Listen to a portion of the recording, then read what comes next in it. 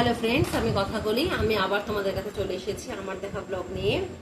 তো আজকে দেখা একটা পার্সেল এসছে। আমি সব পার্সেল আর দেখাই না, আগের মতো আগে দেখাতাম। তো এই পার্সেলটা কি জন্য কি নিয়েছি সেটা তোমাদের দেখাবার জন্য। আমি কাটবো। তুই কাটতে পারবি না, দাঁড়া আমি কাটি, তুই খুলিস। তারাও কাটি, দেখি আমি যা চেয়েছি ঠিকঠাক মতন এসছে কিনা। সেরকম কিছুই নয়, मुझे समझ आ रहा है अब क्या है। चलो ये रहा काजू। এই দেখো ড্রাই ফ্রুটস নিয়েছি, এটা মিক্স ড্রাই ফ্রুট। এটা লেখা রয়েছে মিক্স ড্রাই ফ্রুট। এই দেখো এখানে তুমি পুরোটাই কালো প্যাক দিয়ে আটকানো রয়েছে বলে বুঝতে পারবে না। এই যে এখানে ছবি দেওয়া রয়েছে, এই ড্রাই ফ্রুটসগুলো এর মধ্যে থাকবে, এই ড্রাই ফ্রুটসগুলো। আর এই যে এখানে এখানে দেখো দেখা যাচ্ছে এখান থেকে এই যে কাজু রয়েছে, দু রকমের কিশমিশ, তারপরে কি রয়েছে আমন্ড রয়েছে, খেজুর রয়েছে, তারপরে হচ্ছে পেস্তাটা বোধহয় নেই। আর কি কি যেন এখানে লেখা ছিল, নাম দাঁড়াও দেখছি, লেখা আছে কি কি আছে। না রে, লেখা তো নেই সেখানে, ওখানে লেখা ছিল। তারপর আরো কতগুলো কি সব থাকে, ওরা পেস্তা দু একটা রয়েছে তো দেখতে পাচ্ছি। যাই হোক এই ড্রাই ফ্রুটসটা 500 গ্রামের। এটা আমি মাকে দেবো বলতে আমাদের জামাই ষষ্ঠী তো চলে গেছে, জানো আমাদের জামাই ষষ্ঠীতে বাধা রয়েছে। সেটাও আমি মনে হয় বলেছিলাম তোমাদের, আমাদের জামাই ষষ্ঠীতে মনে হয় কোনো রকমভাবে কোনো পূর্বপুরুষের সময় বাধা পড়েছিল, তাই জন্য জামাই ষষ্ঠী আমাদের জামাই ষষ্ঠীর দিন হয় না, হয় দশহরার দিন।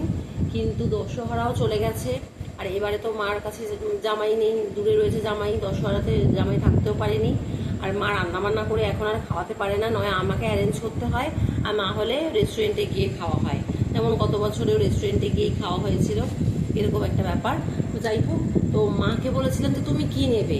মা আমাদের সবাইকে টাকা দিয়ে দিয়েছে, জামাইকে টাকা দিয়ে দিয়েছে, আমাকে, দুই ছেলেকে সবাইকে টাকা দিয়ে দিয়েছে। মাকে বলেছিলাম তুমি কি নেবে। তো মা বললো কি শাড়ি ঠাড়ি তো অনেক কিছুই রয়েছে, তাহলে কি নেবো। ক্রিম ট্রিম ভাবছিল নেবে, তারপরে লাস্টে বললো কি যে আমার তো ড্রাই ফ্রুট লাগে, আমি তো ঠাকুরকে দিই, তারপরে আমি নিজে খাই, আর মধুও লাগে। এবার এই ড্রাই ফ্রুটের জন্য 500 গ্রামের একদম নিয়েছি। মা 250 করে নেয়, মাকে আমি কিনে দিই মানে মা টাকাটা দিয়ে দেয়, এটা আমি অর্ডারটা দিই। কিন্তু এটা এবারে মার জন্য একবারে 500 গ্রামের বড় একটা প্যাকেট, বড় একটা কৌটো নিয়ে নিয়েছি।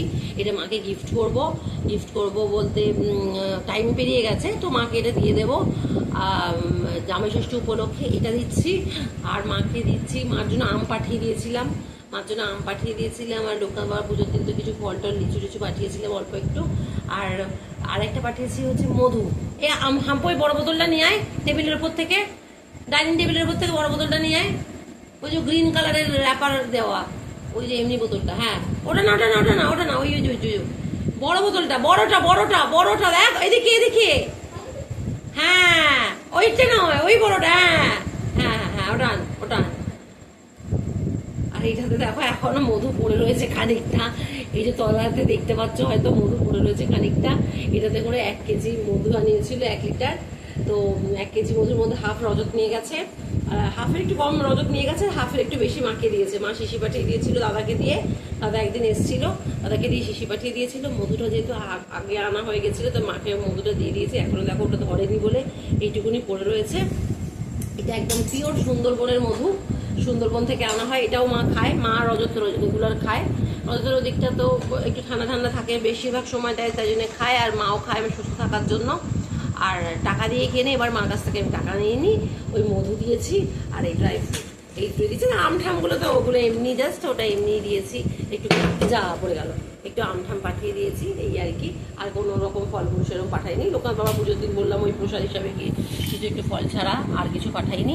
তো হলো মাকে এই গিফটই আমি দেবো, তাই জন্য তোমাদের ছোট করে একটা ভিডিও করে দেখালাম। তো তোমাদের অবশ্যই ভালো লাগলে কমেন্ট বক্সে জানিও, লাইক শেয়ার সাবস্ক্রাইব করে দিও। Bye bye.